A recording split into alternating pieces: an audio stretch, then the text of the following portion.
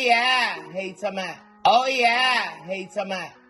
Good evening, football fans. My name is Patrick Seals, and welcome to the Week 1 edition of the SEC Wrap-Up, Mike. We just got done with the SEC games, bro, and it's time to talk about some football. So let's go ahead and get into it. So, of course, the number one team in the nation, the number one team in my heart, the number one team that keeps on moving the ball down the field onto the end zone, the Georgia Bulldogs. That's right. They took on the Clemson Tigers in the Mercedes-Benz Stadium in Atlanta this past Saturday.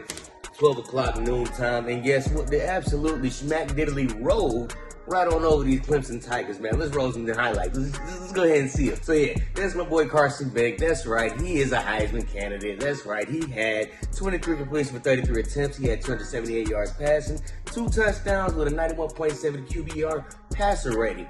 That's right. Carson Beck is on Heisman alert. That's right. We got a Georgia quarterback who could possibly win the Heisman Trophy at the end of the season. And this is how we expect to play from this. You know what I mean? This is it. This is it. Carson Beck.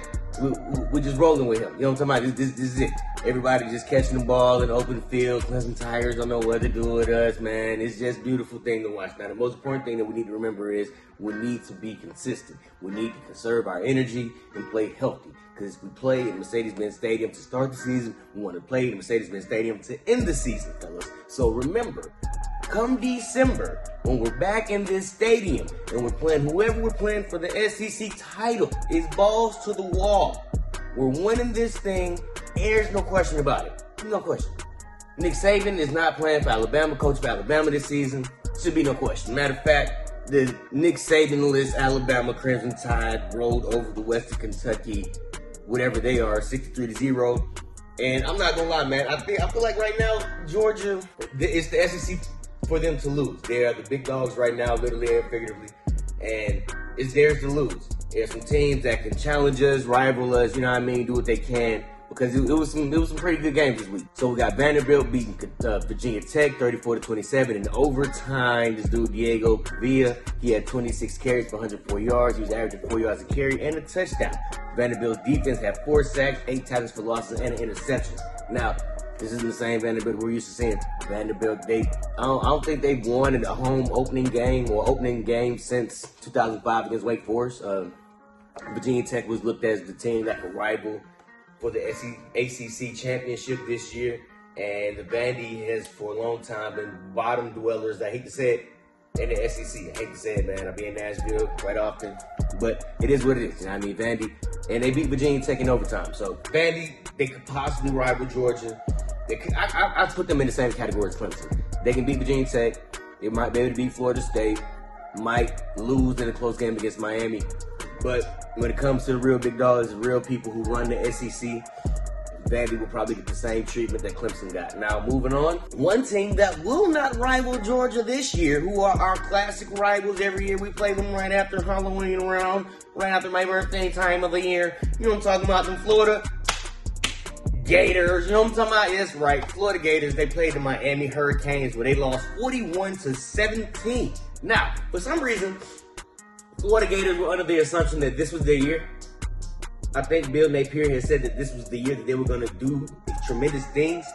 And I don't see that happening. Not again, man. They just got shellacked by Miami. The Hurricanes blew through Gainesville and left a devastation that nobody has seen in a long time, man. This is tremendous to watch, man. I got a lot. I like to see my rivals get beat at home by their other rivals. You know what I mean?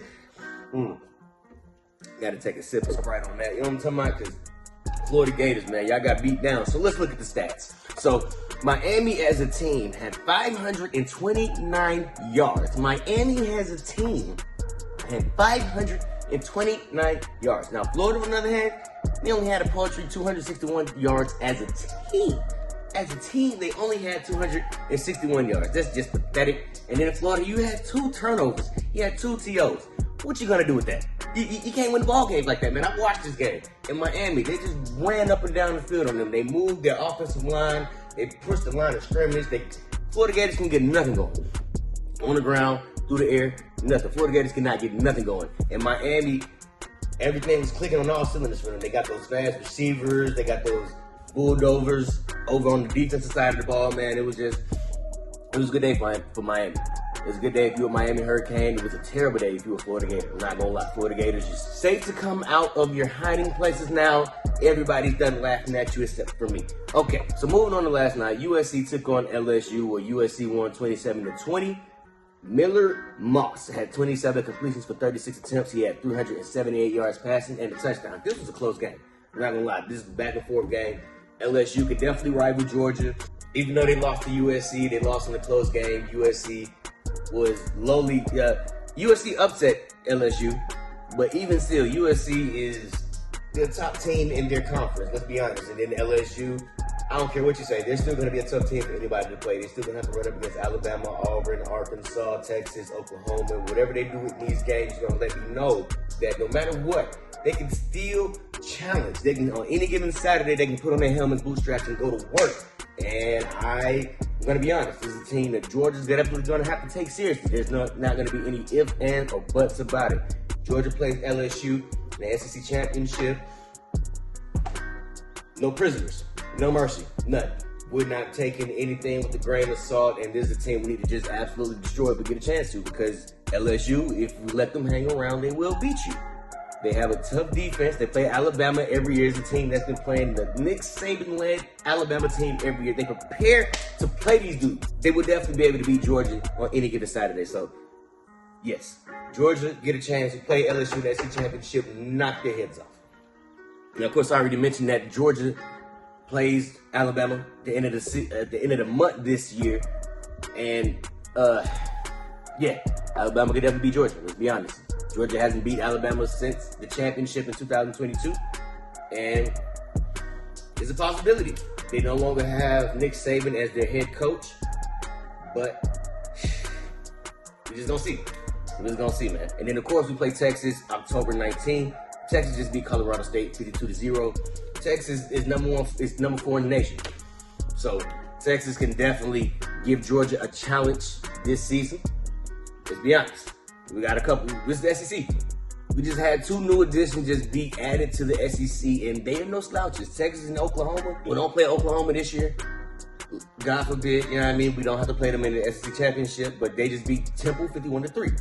And then, of course, we got our rivals up north in Tennessee. They just beat Chattanooga 69-3. Now, out of everybody I just named, I would have to go with Texas as being the team that I am most fearful of. Texas just beat Bama last year, I believe. And they had Nick Saban on their team. Nick Saban was the head coach at the time. Now, don't get me wrong, they did play in Texas. But that was a tough game. That was a back-and-forth game. I watched that game, man, and Texas came out on top. So we have to play Texas October 19th, so Georgia, just be prepared, man. We lost to them in the bowl game not too long ago, so you know what I mean? We got a tough schedule. We got Bama, we got Texas, we got Tennessee, we got Florida, and then we got SEC Championship. Whoever we play in the SEC Championship, they will be a well-deserved matchup. Good game.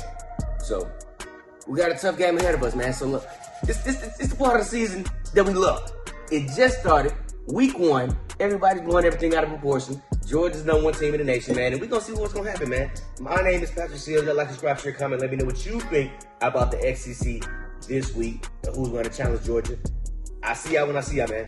Peace.